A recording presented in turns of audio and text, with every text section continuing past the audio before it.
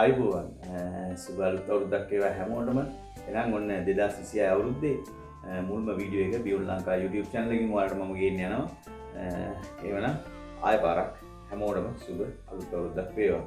ඉතින් අද මම මේ වීඩියෝ එකකින් ඔයාලට කියන්න බලාපොරොත්තු වෙන්නේ ඔයාලා ගොඩ දිනෙකට තියෙන ගැටලුවක් ගැන. මේක ගොඩක් වෙලාවට අපි හිතන්නේ සුළුවෙන් සලකන කාරණාවක්. හැබැයි මේක ගොඩක් වැදගත් කාරණාවක්. මොකද්ද මම කියන්න යන්නේ කියලා කිව්වොත් ඔයාලා වයර් තෝරගද්දි වයරින් එකකට එහෙම නැත්නම් යම් කිසි උපකරණයකට යොදන වයර් එක වෙන්න පුළුවන්. ඒ වගේ දෙයකට ඔයාලා වයර් තෝරගද්දි මේ වයර් තෝරගන්න ඕන නිර්ණායක ටිකක් තියෙනවා. මොකද්ද මේ නිර්ණායක සහ මේ වයර් මෙහෙම පාවිච්චි කරන්න හේතු වෙන කාරණා මොකද්ද කියන එක ගැන තමයි අද මම මේ වීඩියෝ එකෙන් ඔයාලට කියන්න යන්නේ. දැන් අපි දන්නවා වෙළඳපොලේ අපිට විවිධ දේවල් වලදී විවිධ ප්‍රමාණ වලින් වයර් ගන්න පුළුවන්. දැන් ලංකාව වගේ අපි 104 කියලා කියනවා. 104 වයර් එක ඔයාලා දැකලා ඇති. මෙහෙම තනි වයර් එකක්, මේකේ තනි කම්බියක් තමයි තියෙන්නේ.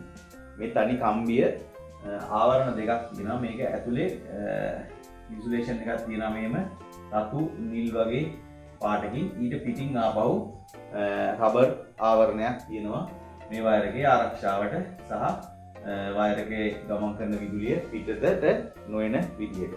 ඉතින් එතකොට මේ 104 වයර් එකේ තියෙන විදිය. එතකොට මේකේ තියෙන තනි කම්බියක් විතරයි. ඊට පස්සේ අපිට හම් වෙනවා 1.5 මේක මිලිමීටර වලින් 1.5 mm කියලා කේබල් එකක්. මේ කේබල් එකේ සාමාන්‍යයෙන් ඔයාලා දැකලා ඇති සුද්ධ කෙරුවොත් මෙහෙම පුංචි කම්බි 7ක්. පුංචි කම්බි 7ක් විතර එකට ඔතලා තමයි තියෙන්නේ. අවුටරේ අර විදිහටම තියෙනවා මේ ඉන්සුලේෂන් එක.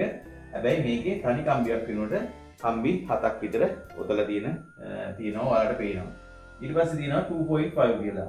2.5 එකේ මිලිමීටර් ගාන මීට අමතර වයර් මේ අතරතුර තියෙනවා 1 mm 2 mm මෙහෙම කියලා තියෙනවා.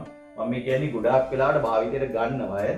ඒතර 2.5 වයර් එකෙත් මෙන්න මේ විදිහටම අවුටරේ මෙහෙම තියෙද්දි මෙහෙම කම්බි ගොඩක් තමයි තියෙන්නේ. කම්බි 7ක් විතර තමයි මේකෙත් එළියට ඇවිල්ලා තියෙන්නේ. ඉතින් අපි මොකක් හරි වයරින් එකකට ගද්දි ඇයි කියන්නේ මේකට ගැළපෙන වයර් එකක් දාන්න කියලා. හේතු වෙන මම කියන්නම්. දැන් මේ හැම වයර් එකකම ගමන් කරන්න පුළුවන් ධාරාවක්, උපරිම ධාරාවක් තියෙනවා. දැන් උදාහරණයක් විදිහට ගත්තොත් අපිට 1.5 වයර් එක ගමන් කරන්න පුළුවන් ධාරාව විදිහට අපි සලකනවා ඇම්පියර් 8ක් වගේ ධාරාවක් ගමන් කරවන්න පුළුවන් කියලා අපි සලකනවා. හරි. අපි හිතමු යම් කිසි කෙනෙක් වයර් එකකින් ප්ලග් එකක් දානවා කියලා. මෙහෙම වයර් තුනයි වයර් එකත් එක්කලා මෙහෙම ඇවිල්ලා ඔන්න සොකට් අවුට්ලට් එකක් මෙහෙම හයි කරනවා. දැන් මේක earth, මේක neutral, මේක line. මොකද හැම වෙලාවෙම දකුණු පැත්තට line එකෙන් ඉන්න මම මේ විදිහටම යන්න. හරි. එතකොට මෙහෙම දුන්නාම මේකට දාන බ්‍රේකර් එකක් තියෙනවා අපි distribution board එකේ. දැන් අපි මේකට දානවා 6 ampere බ්‍රේකර් එකක්. හරි. එතකොට මෙන්න මේක දුන්නා මෙහෙම. මේක neutral bar එකට දුන්නා. මෙහෙම neutral bar එක ඔයාලා දැකලා ඇති. neutral bar එකට දුන්නා.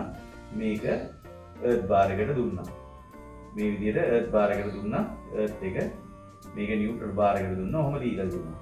හරි. දැන් මේකේ කිසි ගැටලුවක් නැහැ. මේකෙන් අපිට ඇම්පියර් 6ක් වෙනකම් විදුලි ධාරාවක් අපිට මේකෙන් ගන්න පුළුවන්කම තියෙනවා. හරි. දැන් අපි ඕන වෙනවා ඔය මේ ප්ලග් එකටම ගහන්න මීට වඩා ඇම්පියර් 6කට වඩා ගන්න යම් කිසි උපකරණයක්. උදාහරණයක් විදිහට අපි ගමු වතුර මෝටරයක් තියෙනවා ඇම්පියර් 10ක් විතර ගන්න ටිකක් ලොකු මෝටරයක් කියලා. එතකොට අපිට ඕන වෙනවා ඇම්පියර් 10ක් මේකෙන් ගන්න. ගොඩ දෙනෙක් කරන දෙයක් තමයි වයර් එක ඇවිල්ලා දිනවා කිසි කේස් එකක් නැහැ. මෙතෙන්ට දානවා ලොකු ප්ලග් එකක්. ඇම්පියර් 15 ප්ලග් ඉස්සර ඇවිල්ලා තිබුණු ඒවා තවත් ගන්න දිනා වෙනදපලේ අර ලොකු පේනු තියෙන. එතකොට මෙතෙන්ට දානවා ඇම්පියර් 15 ප්ලග් එකක්. දැන් ගහනවා මෝටරේ. ගහපුවාම ඇම්පියර් 10ක් ඉඳන් බ්‍රේකර් එක ඕෆ් වෙනවා. ඊට පස්සේ ඇයි මේකින් යන්න පුළුවන් උපරිම ධාරාව ඇම්පියර් 6යි. ඇම්පියර් 10ක ධාරාවක් අරගන්නවා මෝටරේට බ්‍රේකර් එක ඕෆ් වෙනවා.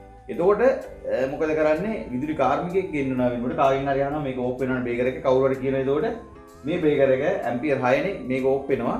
ඕකට දාන්න ඇම්පියර් 20 බ්‍රේකර් එකක්. එහෙම නැත්නම් ඇම්පියර් 15 බ්‍රේකර් එකක් කියලා.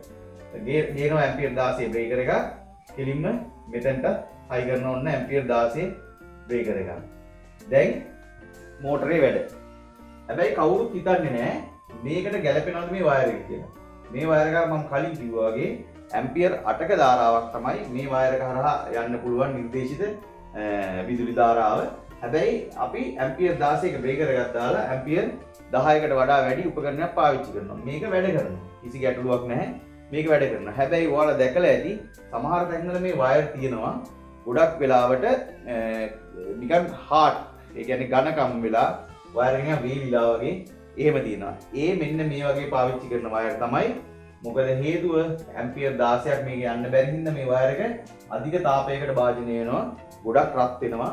එතකොට මේ වයර් එකේ තියෙන ගුණාත්මක භාවය මේ ඉන්සුලේෂන් එකේ තියෙන ගුණාත්මක භාවය නැති වෙනවා මේ රත් වීම හින්දා.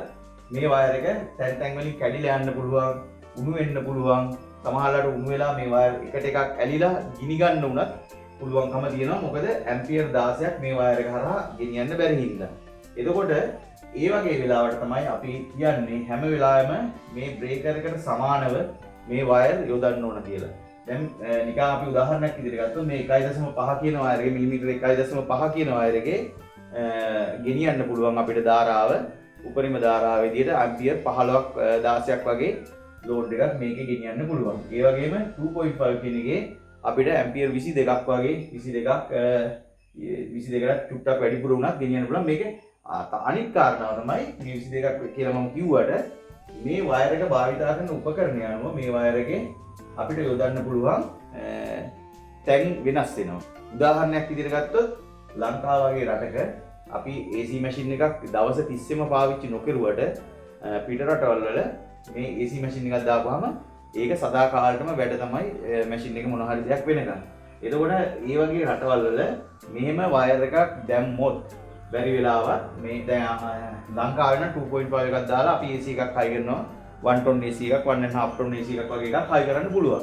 හැබැයි මේ වයර් මොකද අපි මේක පාවිච්චි කරන්නේ කෙටි කාලිනව.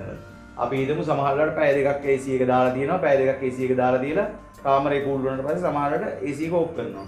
හැබැයි පිට රටක එහෙම නෙමෙයි මේක දිගටම වැඩ කරනවා. මේ වයර් එකක් හරහා ධාරාව එක දිගට ලබා ගන්න යම්කිසි උපකරණයක් තියෙනවා නම් මේ වයර් එකේ ගේජ් එක වැඩි වෙන්න ඕන. මේක ගෙනියන්න පුළුවන් ඇම්පියර් එක තමුන්ට ගන්න අවශ්‍ය ඇම්පියර් එක වගේ දෙගුණයක්වත් අඩුම තරමේ ගෙනියන්න පුළුවන් වයර් එකක් තමයි යොදාගන්නේ. හේතුව ඒ වගේ උපකරණයක් පාවිච්චි කරපුවාම මේක රත් වෙලා ගොඩක් මේක වයර් එක ඩැමේජ් වෙන්න පුළුවන් හින්දා. එතකොට සාමාන්‍යයෙන් අපි හිතමු මෝටරයක් දානවා කියලා.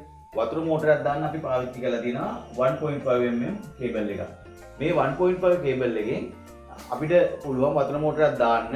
මොකද හේතුව වතුර මෝටරයක් දැන් අපි භාවිත කරන වතුර මෝටරයක් ටැංකියකට වතුර ගහනවා නම් ඒක සාමාන්‍ය පැය භාගයකදී උපරිම පැය භාගයක් උපරිම පැයක් යයි. ඒකෝට මේ පැයකදී අපි මේ මෝටරය ඕෆ් කරනවා. ඒ හින්දා හරි දැන් මේකෙන් අපිට පුළුවන්. හැබැයි මේ සයිස්ම මෝටරයක් අපි හිතමු ගොවිපලකට වතුර ගහන්න අවශ්‍ය වෙලා අපි දවස් 30ෙම දුවනවා කියලා. එතකොට අපි පාවිච්චි කරන්න ඕනේ මේ 2.5 කියන කේබල් එක. මොකද ඒකට වැඩිපුර ධාරාවක් වැඩිපුර වේලාවක් මේ මෝටරේට ලබා ගන්න අවශ්‍ය නිසා. ඉතින් මම හිතනවා පැහැදිලි ඇති කියලා. මෙන්න මේ හේතුව මේ කාරණාව කිසිම කෙනෙක් සැලකිලිමත් නොවන දෙයක්.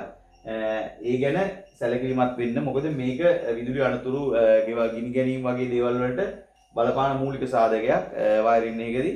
ඉතින් එහෙමනම් අපි ආයෙත් මේ වගේ වීඩියෝ එකකින් හම්බෙමු. එහෙනම් ආයෙ පාරක් හැමෝටම සුබ නවවසරක් වේවා. අපි මේ අවුරුද්දේ වැඩේ කරගෙන යමු මේ විදිහට ඉස්සරහට. ආයෙ අලුත් වීඩියෝ එකකින් අපි හම්බෙමු. ජය වේවා.